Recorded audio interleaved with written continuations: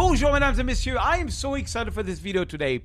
We have a special guest. His name is Robert Boku. He's a doctor from Toronto, and he's a passion photographer that I want really my audience to meet. So, bonjour, Robert. Bonjour Serge, merci beaucoup. All right. So what do you do as a doctor in Toronto? So I'm a family doctor, so I see patients in my private practice, and I also work part-time for the government as a coroner. So I see the living and the dead. Oh my gosh, that is special. That is special. Okay, cool. So tell me a little bit of your story as a photographer. When did your journey start?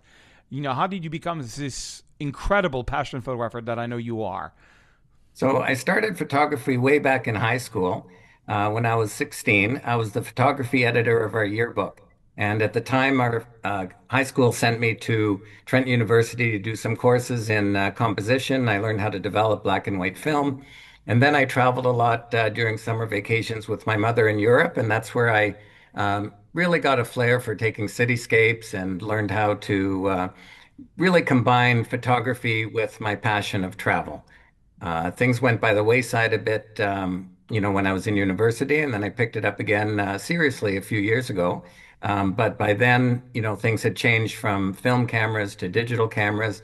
So I decided I really need to upgrade my skills. So I decided to take your photography courses and also signed up for the Institute of Photography, which really helped me a lot. Well, yeah, because one thing is, I've been coaching. You've been coming to my coaching call for many years now. Off and on, not all the time, but I've seen it at least a dozen times, or if not more. And yeah, you just recently graduated from the institute. So if people don't know, the Institute of Photography is a program that I do that usually takes 6 months to a year. I think Robert took a bit more because you bought it and then you didn't start right away, and then you ended up starting it, and then you went on workshops and and things like this. But what it is basically, it's about 63 videos, but it's 23 assignments, like do an HDR, do a sunrise, do a sunset, and then you have what we call the final exam, where you have to make a perfect landscape, a perfect cityscape, or a perfect portrait, or you can switch to landscape or cityscape. In your case, you actually did landscape and cityscapes, which was good. Some people do like 3 landscapes, and then I go back and forth with you until I find that the photo has no. So yeah, the idea of the final exam is, I want a photo that has got a great subject, that has no sky replacement, that's not black and white, that was taken at a great moment of light, and that's got a great composition, and that's not over retouch and not under retouch. That's kind of, and you and I go back and forth until we have cheetah. And you did pretty well. I think we had 3-4 rejects on each photo before you actually passed on all 3. But you'd been, which is unusual. People usually get an average of 10 redos before they actually pass. But you've been on workshop and you've been on a lot of coaching sessions with me over the years. So Yeah, the anyway, very coaching well done sessions for really helped finishing. a lot. Yeah, and very well done for finishing. Yeah, we were together in Iceland and Paris, and that's it. No, did we do something else? I forgot. Actually, it was just Iceland. I was in Paris and Rome with my wife. Okay, I thought we were together in Paris. Okay, just Iceland. Okay, fine. Well, we had fun in Iceland, and so what? So how bad did you How did it go for over the last 10 years? Once I felt like you sort of dropped photography for a few years and then you picked it up for real. Uh, That's right. what was the thing that made you say, "Oh, I want to get back to it"?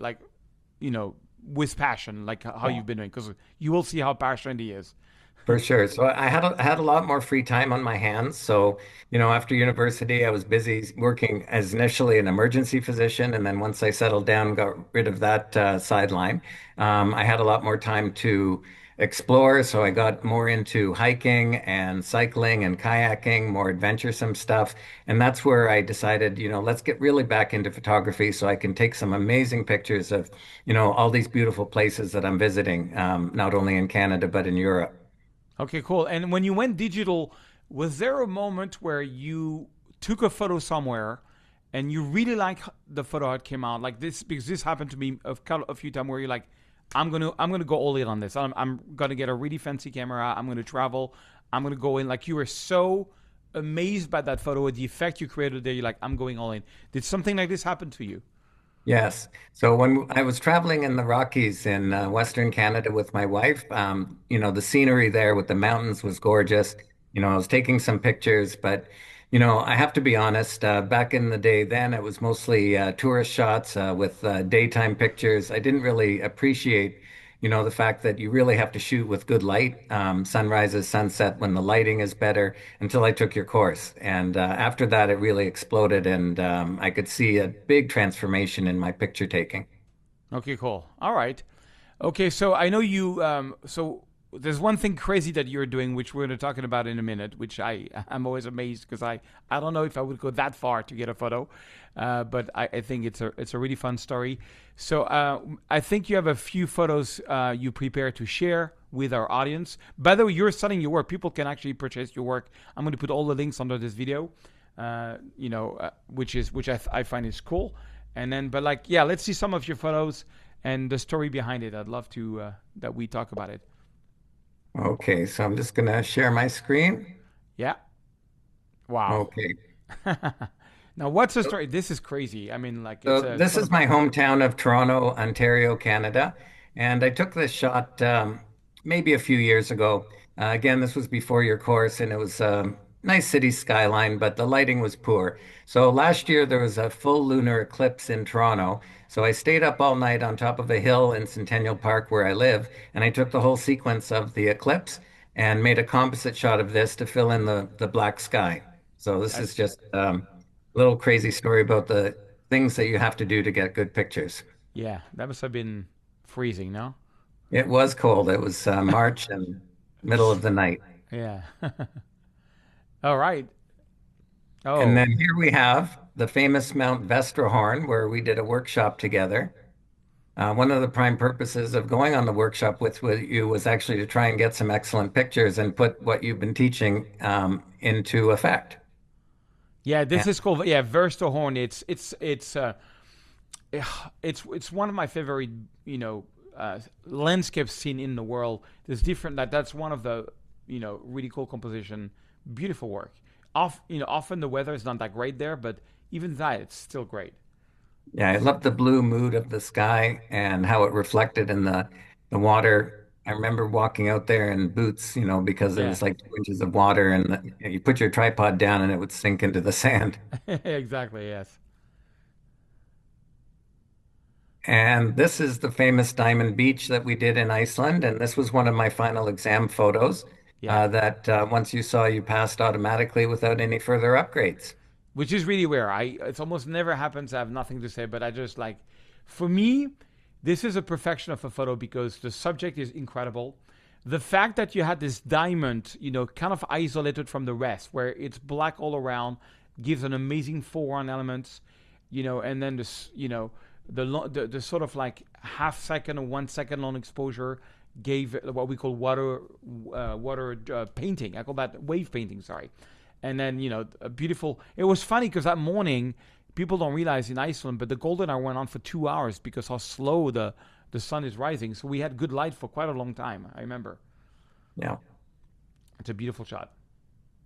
Wow. And this is a hotel called the Prince of Wales in a little town in Ontario called Niagara on the Lake, just near Niagara Falls. And this is an old town from the War of 1812. And this hotel, I think, was built in the late 1800s, just after the war. And it's still a very famous hotel. And I just love the old town feel and how the carriage and horses outside, people having dinner outside. And I happened to get a great shot with Blue Hour that day. Yeah, it's crazy. You know what's amazing about this photo is there's no sign of modern things. Like it looks like you went back in 1820 and you had a good camera and you took the shot. There's not like I'm just everywhere I look, whether it's from the lamps, the horse, everything is. I can't really see how people are dressed, but it's a time travel photo. It's quite impressive. Yeah. And then here is the famous Louvre in Paris, France. And this was one of the trips that I did with my wife. I have to say, she's a flight attendant, and sometimes I come on layover with her. So she goes over, she only has 24 hours. So while she's sleeping, I get up at 4 in the morning, take sunrise shots, and stay up all day photographing the city and even sunset shots. And by the time I come back, it's time to go to bed and I come back home. That's crazy. So you fly from Toronto. Is that a direct flight like Toronto Paris Yes. usually? Okay, Yes. so Toronto Paris, which is like 9 hours flight, at least, or yeah, no, maybe not 9 hours because Toronto 8 hours flight. I'm guessing. It's about Uh, six. oh, six?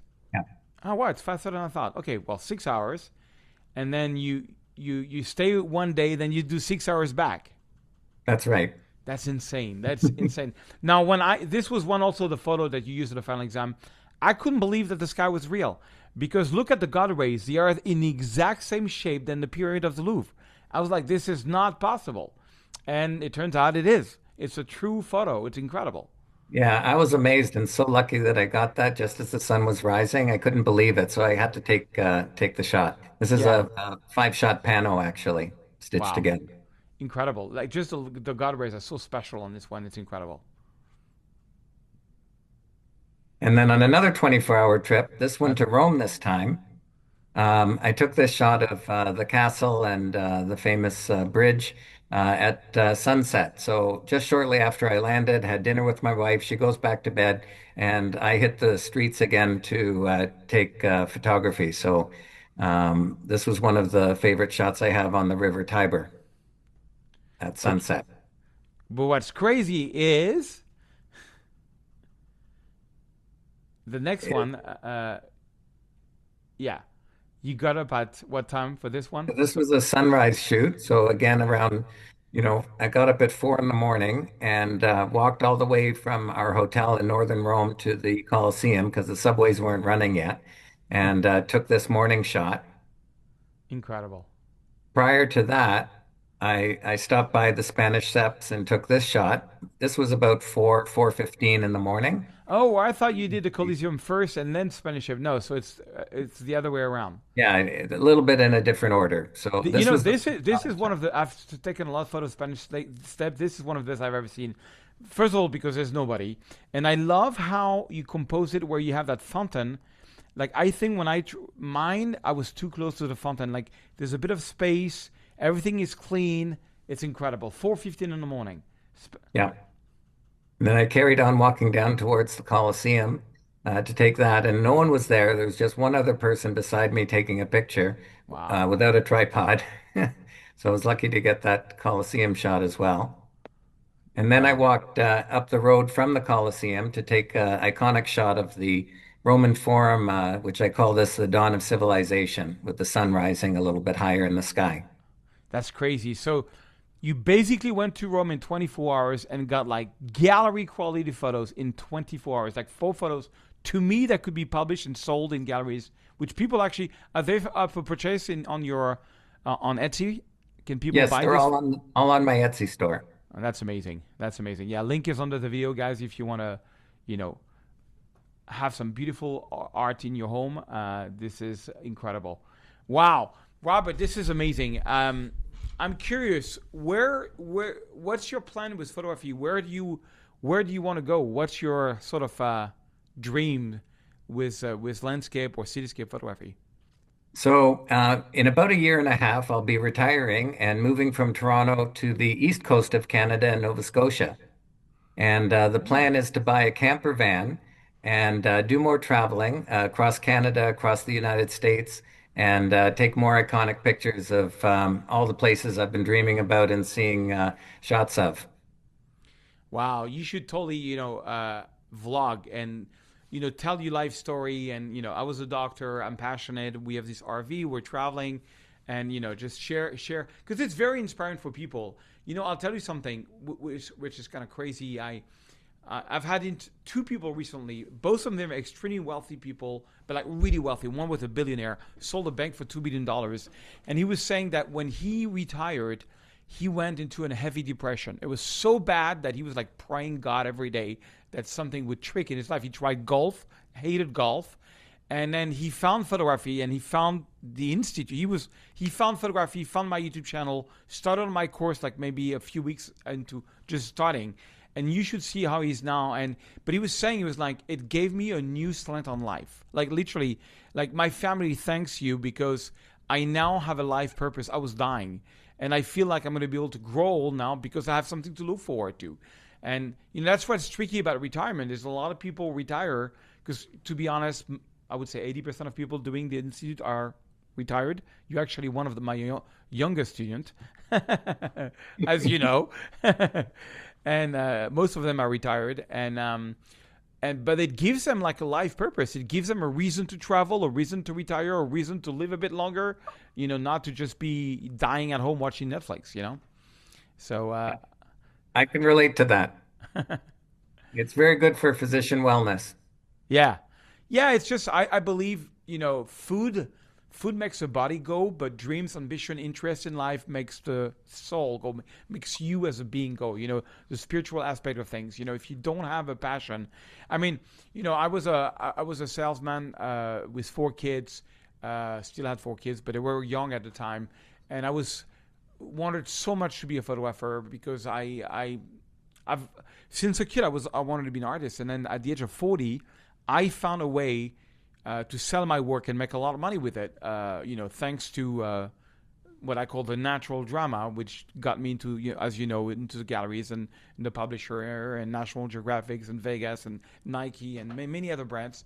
And but it was like that's what I kind of teach today, called the natural drama, which is, as you know, is what you just showed. I'm trying to teach people how to take photos which are beautiful, spectacular, but I don't want people to react when they see you work as like, oh, but you photoshopped it. Oh, you use a filter on. Oh, you know what I mean? Like as the first emotional reaction to your work.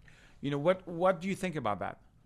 And that's exactly what I learned through the Institute. How to search for the light, take the great shots with the perfect light, and touch it just so in Lightroom and Photoshop so it doesn't look unnatural.